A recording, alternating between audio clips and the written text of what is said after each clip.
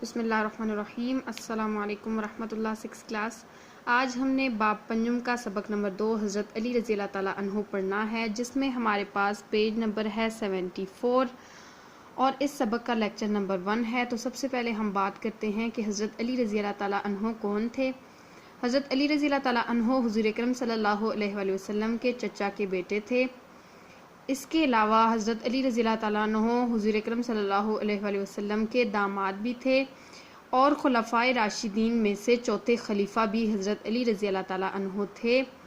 ان کی باقی تفصیلات کہ ان کا نام کیا ہے، ان کے والدہ کا نام، ان کے والد کا نام، ان کی کنیت، ان کے لقب، انہوں نے کس طرح سے اسلام قبول کیا اور کس طرح سے انہوں نے ہر میدان میں حضور اکرم صلی اللہ علیہ وسلم کا ساتھ دیا، یہ سب تفصیلات ہم انشاءاللہ اس چیپٹر میں پڑھیں گے۔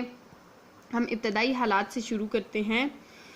حضرت علی رضی اللہ تعالیٰ عنہ کے والد کا نام ابو طالب اور والدہ کا نام فاطمہ بنت اسد تھا۔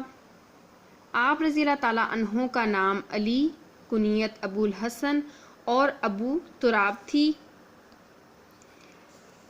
آپ رضی اللہ تعالیٰ عنہ کا لقب حیدر کرار، اسد اللہ اور مرتضیٰ ہے۔ آپ رضی اللہ تعالیٰ عنہ کا لقب حیدر آپ رضی اللہ تعالیٰ عنہ کی والدہ ماجدہ نے دیا تھا۔ آپ رضی اللہ تعالیٰ عنہ بعثت نبوی سے تقریباً 10 برس پہلے پیدا ہوئے۔ یعنی کہ اس پیراگراف میں حضرت علی رضی اللہ تعالیٰ عنہ کے والد کا نام، والدہ کا نام، ان کی کنیت اور ان کے جو لقب تھے ان کے بارے میں بتایا گیا ہے۔ حضور اکرم صلی اللہ علیہ وآلہ وسلم نے حضرت علی رضی اللہ تعالیٰ عنہ کی پرورش کا ذمہ لیا، یعنی کہ آپ رضی اللہ تعالیٰ عنہ نے آغوش نبوت میں تربیت پائی، یعنی کہ حضور اکرم صلی اللہ علیہ وآلہ وسلم نے خود حضرت علی رضی اللہ تعالیٰ عنہ کی پرورش کی تھی۔ جب حضور اکرم صلی اللہ علیہ وآلہ وسلم نے اپنے خاندان کو اسلام کی دعوت دی تو حضرت علی رضی اللہ تعالیٰ عنہ کی عمر 10 برس تھی۔ یہ آپ صلی اللہ علیہ وآلہ وسلم کی تربیت کا نتیجہ تھا کہ پہلے اسلام لانے والوں میں سے آپ رضی اللہ تعالیٰ عنہ بھی شامل تھے، یعنی کہ بچوں میں سب سے پہلے جنہوں نے اسلام قبول کیا وہ کون تھے؟ حضرت علی رضی اللہ تعالیٰ عنہ تھے۔ حضرت علی رضی اللہ تعالیٰ عنہ نے تمام عمر زندگی کے ہر مرحلے میں، ہر مشکل میں نبی اکرم صلی اللہ علیہ وآلہ وسلم کا ساتھ دیا۔ آپ رضی اللہ تعالیٰ عنہ نے قبول اسلام کے بعد 13 برس مکہ میں بسر کیے۔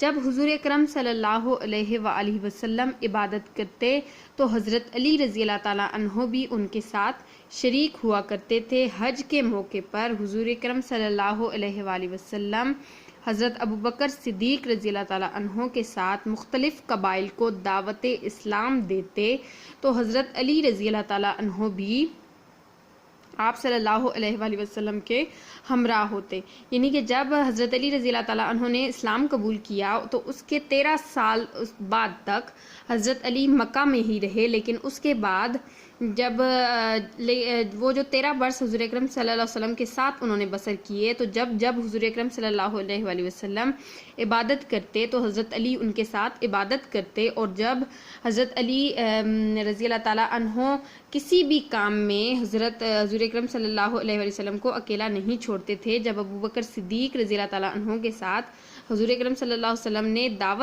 دعوت اسلام دے رہے تھے تو حضرت علی نے تب بھی ان کا ساتھ دیا اور ان کے ہمراہ رہے۔ مدینہ منورہ ہجرت کے بعد نبی اکرم صلی اللہ علیہ وآلہ وسلم نے حضرت فاطمہ رضی اللہ تعالیٰ عنہ کا نکاح حضرت علی رضی اللہ تعالیٰ عنہ سے کروا دیا۔ حضرت علی رضی اللہ تعالیٰ عنہ کو نبی اکرم صلی اللہ علیہ وآلہ وسلم کے داماد ہونے کا بھی شرف حاصل ہے، یعنی کہ جب ہجرت ہوئی، مکہ سے مدینہ ہجرت ہوئی تو حضرت فاطمہ رضی اللہ تعالیٰ عنہا کا جو نکاح ہے وہ حضرت علی سے کر دیا گیا۔ اس طرح سے جو حضرت علی تھے وہ حضور اکرم صلی اللہ علیہ وسلم کے داماد بن گئے۔ رسول اللہ صلی اللہ علیہ وآلہ وسلم کے وصال کے بعد ان کے غسل، ان کی تہجیز و تکفین کی خدمت بھی آپ رضی اللہ تعالیٰ عنہ نے ہی انجام دی، یعنی کہ حضور اکرم صلی اللہ علیہ وآلہ وسلم کا جب وصال ہوا تو وصال کے بعد جو ان کو غسل دیا گیا، ان کو کفن دیا گیا، انہیں قبر میں اتارا گیا، یہ سب کام کس نے سر انجام دیے؟ یہ حضرت علی رضی اللہ تعالیٰ عنہ نے خود سر انجام دیے۔ آپ رضی اللہ تعالیٰ عنہ نہایت بہادر اور دلیر تھے۔ آپ رضی اللہ تعالیٰ عنہ بہت عبادت گزار، سادہ مزاج اور علم و فضل میں کامل تھے، مظلوموں کی داد رسی کرتے تھے اور زہد و تقوی کا بہترین نمونہ تھے۔ یعنی کہ حضرت علی رضی اللہ تعالیٰ عنہ کے بارے میں ویسے بھی بہت مشہور ہے کہ حضرت علی بہت زیادہ بہادر اور دلیر تھے، عبادت گزار تھے، سادہ مزاج تھے اور مظلوموں کی داد رسی کیا کرتے تھے، یعنی کہ جن پر ظلم ہوتا تھا ان کی داد رسی، ان کی مدد کیا کرتے تھے اور زہد و تقوی کا بہترین نمونہ تھے۔ یعنی کہ اللہ تعالیٰ کی عبادت میں اور اللہ تعالیٰ کا جو ڈر ہے اس میں اگر ہمیں عملی نمونہ چاہیے تو وہ کون تھے؟ وہ حضرت علی رضی اللہ تعالیٰ عنہ تھے۔ اس سے آگے انشاءاللہ ہم لیکچر نمبر 2 میں پڑھیں گے۔